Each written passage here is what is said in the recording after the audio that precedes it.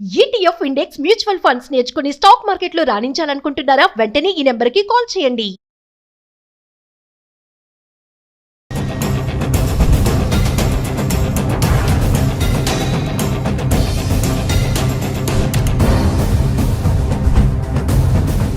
Hello viewers, welcome back to our channel.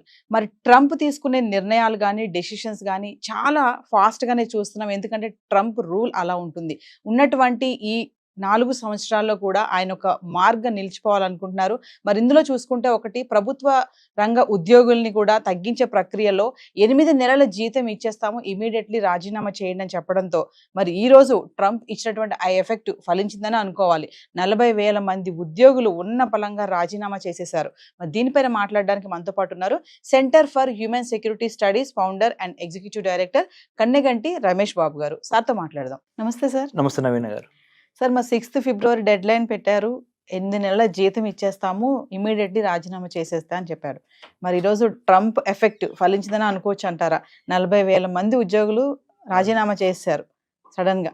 దీన్ని ఎలా చూడొచ్చు అంటారు? డొనాల్డ్ ట్రంప్ అమెరికా అధ్యక్షుడిగా 47th అమెరికన్ ప్రెసిడెంట్ గా ఆయన ప్రమాణ స్వీకారం చేసిన తర్వాత ఒక 100 ఎగ్జిక్యూటివ్ ఆర్డర్స్, ప్రెసిడెన్షియల్ ఆర్డర్స్ మీద ఆయన సైన్ పెట్టారు. అందులో ఒకటి ఏంటంటే, ఎవరైతే ప్రభుత్వంలో ఉద్యోగులు ఉన్నారో వాళ్ళు ఒక 8 నెలల్లో మీకు సంబంధించి డబ్బులు కూడా ఇస్తాము, మీరు మీ ఉద్యోగాలు వదులుకుంటే, అంటే he has identified certain jobs which are non-performing or which are becoming overburdened on the US economy.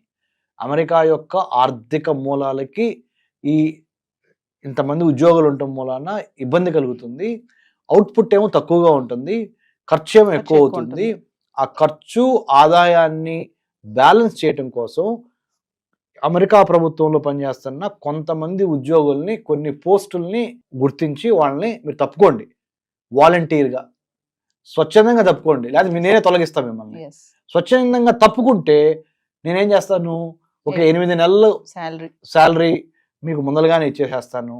దాంతోపాటుగా ఇంకేదైనా అవకాశాలు ఉంటే కూడా తర్వాత ఫ్యూచర్లో మేము కన్సిడర్ చేస్తాము. So try to respect what we have what we wanted to do. Reduction of government employees in the governance framework, so that we don't need to spend much on the salaries part. ఆ విధంగా అమెరికాకి మేలు జరుగుద్ది అనేది ఒకటి. రెండోది, మరి ఎంతమంది విల్లింగ్ గా ఉంటారో ఉండరో అనుకొని చాలా ఆసక్తి ఉంది. ఏమైనా గొడవ చేస్తారా ఉద్యోగస్తులు మన భారతదేశంలో, లేకపోతే మన ఆంధ్ర తెలంగాణలో, మిమ్మల్ని ఉద్యోగాల నుంచి మేము తీసేయమంటున్నాము, పక్కదొప్పుకోమంటున్నాం అనగానే మన వాళ్ళు రోడ్డు ఎక్కుతారు. రోడ్డు ఎక్కి చాలా ప్రొటెస్ట్ చేస్తారు. చాలా ఉద్యోగాల సంఘాలు అందరూ ఒక జాయింట్ యాక్షన్ కమిటీ ఏర్పాటు చేయటం. మరి అమెరికాలో ఇది ఎందుకు జరగట్లేదు అన్నప్పుడు, అమెరికాలో అంటే వాళ్ళు ఇచ్చే బెనిఫిట్స్, కాంపెన్సేటరీ బెనిఫిట్స్ ఒకేసారి లంసమ్ 8 months కలిపి ఒకేసారి ఇస్తాను, ప్లస్ వాలంటరీగా తప్పుకుంటే మిమ్మల్ని పాజిటివ్గా కన్సిడర్ చేస్తాం అనేది వాళ్ళకి సింకిన్ అయినట్టుంది. అమెరికన్ ప్రెసిడెంట్ చెప్పింది వాళ్ళకి నచ్చే విధంగా చెప్పుండొచ్చు, లేదా గత్యంతరం లేక చేస్తూ ఉండొచ్చు. ఏదైనప్పటికీ తప్పుకోవడం మంచిదిలే అని అందరు తప్పుకోలేదు. కొంతమంది 40,000 మంది వరకు తప్పుకున్నారు. ఇంకా రానున్న రోజుల్లో, today is 7th February 2025, another 100 days లో ఎలా సీన్ మారబోతుంది, will wait and see. But definitely internal revenue service తీసేసి ఎక్స్టర్నల్ రెవెన్యూ సర్వీస్ పెట్టాడు అమెరికన్ ప్రెసిడెంట్ డొనాల్డ్ ట్రంప్. అంటే అర్థం ఏంటంటే, అమెరికన్ సిటిజన్స్ ఎవరు ఇన్కమ్ ట్యాక్స్ కట్టక్కర్లా, ట్యాక్సులు కట్టక్కర్లా, మీరు హ్యాపీగా డబ్బులు ఖర్చు చేసుకోండి. మీరు డబ్బులు ఖర్చు చేస్తే అది ఎకానమీ రొటేషన్ అవుద్ది, బయింగ్ అండ్ సెల్లింగ్ పెరుగుద్ది.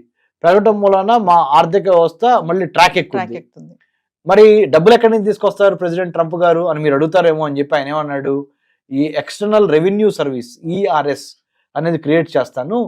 వేరే దేశాలు, ఏ దేశాలు అయితే అమెరికాతో వర్తక వాణిజ్య వ్యాపారాలు చేస్తా, అమెరికాకి వాళ్ళ వస్తువుల్ని వాళ్ళ వైపు నుంచి మనకి పంపిస్తారు, ఎక్స్పోర్ట్ చేస్తారు, మనం దిగుమతి చేసుకుంటాం.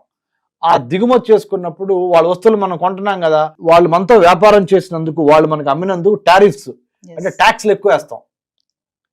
ఆ ట్యాక్స్లు ఎక్కువ వేసినందుకు వాళ్ళకి చచ్చినట్టు కట్టాలి.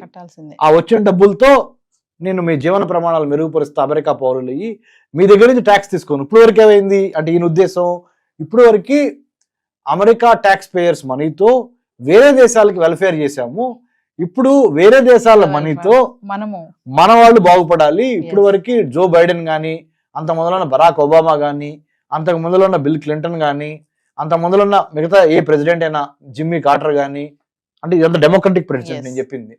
రిపబ్లికన్ ప్రెసిడెంట్స్ ఎవరు? Senior, Bush junior, Donald Trump. So వీళ్ళందరూ రిపబ్లికన్ పార్టీ ప్రెసిడెంట్స్. సో వాళ్ళు ఇప్పుడు ప్రెసిడెంట్ గా ఉన్నారు కదా. Donald Trump is Republican. Republican గుర్తేంటి? ఎలిఫెంట్. అంటే big business houses, orthodox, conservative, Anglo Saxon, Christian, Jewish of high level. These are all అమెరికాలో ఉన్న Republican party base, social base ఇది. డెమోక్రాట్స్ అంటే ఎవరు? డాంకీ గుర్తు, వాళ్ళ పార్టీ గుర్తు డాంకీ, గాడిద. Blue collar workers, minorities, LGBT community, immigrants, తర్వాత హిస్పానిక్, లాటినో, ఏషియన్ ఇండియన్, ఎవరైతే చిన్న సన్నకారు రైతులు అంటాం కదా మనం ఇక్కడ తెలుగులో, అలాగే చిన్న మధ్యతరగతి పరిశ్రమలకు సంబంధించిన వాళ్ళు, ఇలా working class, blue collar working class అంతా డెమోక్రటిక్ పార్టీ సోషల్ బేస్. అది డెమోక్రటిక్ పార్టీ నిలబడటానికి ఈ sections of society they support. Republican Party నిలబడటానికి ధనవంతులు, big business houses, big corporates like Elon Musk లాంటి వాళ్ళు, వీళ్ళందరూ రిపబ్లికన్స్ కొన్నారు. సో ఇది అమెరికా యొక్క ముఖ చిత్రం. అంటే సార్ ట్రంప్ ఏ చేయాలనుకుంటున్నారో అది స్ట్రైట్ ఫార్వర్డ్ గా వెళ్ళిపోతున్నారని అనుకోవచ్చు అంటారా? ఎక్కడ ఆగకుండా సోఫార్ ఏదైతే ఎలక్షన్స్ లో ప్రామిస్ చేశాడో అది చేయటంలో ఎటువంటి తాత్సర్యము అంటాం తెలుగులో, అంటే ఎటువంటి టైం వేస్ట్ చేయట్లా. He's not wasting a single minute on what he has promised during elections after he has won the election and took over as the 47th president of the United States of America. The moment he has taken over the responsibility, he is making sure that not even a single day is wasted and single promise is unheard. అంటే ఇది last కదా, ఈ 4 years లో కూడా ఈయన mark ఒకటి ఉండిపోవాలి. According to the Constitution of United States of America, you are not supposed to run for the third term. మూడోసారి అమెరికా అధ్యక్ష పదవికి నువ్వు అర్హుడు కాదు. కాబట్టి ఎవరైనా అమెరికాలో వాళ్ళు, అమెరికన్ పౌరులు, ఓన్లీ 2 సార్లు మాత్రమే, 2 times you can become the president of the United States of America. This second term being the last term to Trump, he said, I am not going to lose anything if I don't, if I do everything for my local Americans. So let me do everything. బయట వాళ్ళు ఎలా అనుకున్నా కానీ మేము మాత్రం నా America కోసం let's make America great again అనే ఒక స్లోగన్ లో ఫుల్ఫిల్ చేస్తా.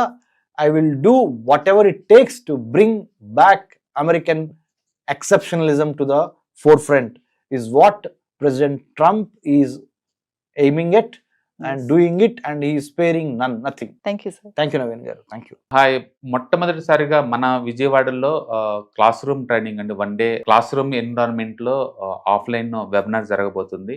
అండ్ ఇంట్రెస్ట్ ఉన్న పార్టిసిపెంట్స్ ఈ కింద స్కూల్ అవుతున్న నెంబర్కి రింగ్ చేసుకొని సీట్ బుక్ చేసుకోండి. దీంట్లో ETFs, index funds and mutual funds మీద completely and hand holding experience మీకు ప్రొవైడ్ చేయబడుతుంది. దీని ద్వారా ఏంటంటే మనం ఎసెట్స్ని స్టాక్ మార్కెట్లో ఎలా మేనేజ్ చేసుకోవాలి, ఎలా గ్రో చేసుకోవాలి, ఎలా ప్రొడక్ట్ చేసుకోవాలో అంటే ప్రాక్టికల్గా నేర్చుకుంటారు. అండ్ మీ ఇప్పటి వరకు మనం ఆన్లైన్లోనే మీరు అటెండ్ అవుతున్నారు. ఇక నుంచి మీరు మన విజయవాడ సిటీలోనే అండ్ లైవ్లో క్లాస్ రూమ్ ఎన్విరాన్మెంట్లో నేర్చుకునే ఛాన్స్ దొరుకుతుంది. కాబట్టి ఇంట్రెస్ట్ ఉన్న పార్టిసిపెంట్స్ కింద స్క్రోల్ అవుతున్న నెంబర్కి పింగ్ చేసి సీటు రిజర్వ్ చేసుకోండి. Thank you.